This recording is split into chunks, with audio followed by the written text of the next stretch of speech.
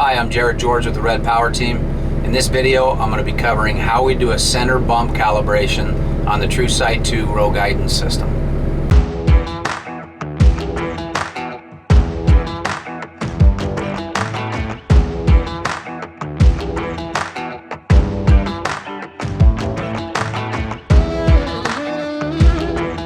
Where we would use the center bump calibration is if you guys notice that the system is driving straight and we don't have a weave or anything back and forth. The system seems to be driving straight down the row, but we're crowding one way or the other consistently. So if we're driving through the field and it seems like we're consistently leaning the crop to the left and we're just not centered with our snoot down the middle of that row, we can come into this system and we can calibrate a bump into the system. So a bump is essentially like a nudge. If we're leaning to the left or constantly crowding to the left of the row, we're able to move the combine and move the header to the center of the row and then calibrate that into the system. So let's take a look at the remote display and I'll walk through how to do that. So from the main screen we see our Truesight is disengaged, but below that I have a bump.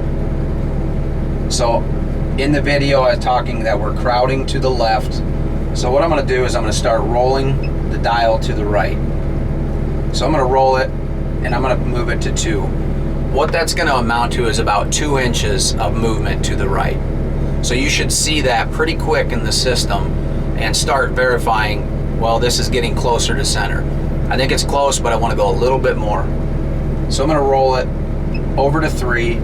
I let the system run for a while and that seems like I'm centered up now.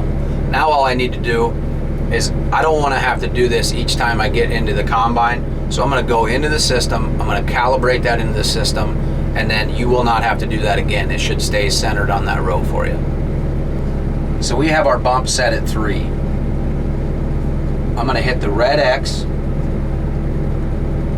roll to the right with the dial into the calibrate menu. Hit the check mark. From that point, the first calibration option is center bump. So if I hit the check mark, it's going to ask me if I want to calibrate that 3-inch center bump that I have into the system. So if I hit the check mark, it calibrated that 3 inches into the system. Now as I back out and go to my main screen, you can see that bump is set to 0 again, or it doesn't have a value next to it. So now you know that you calibrated that. The next time that you get back into the combine, you're not going to need to do that again. The system should be driving straight down the row at this point.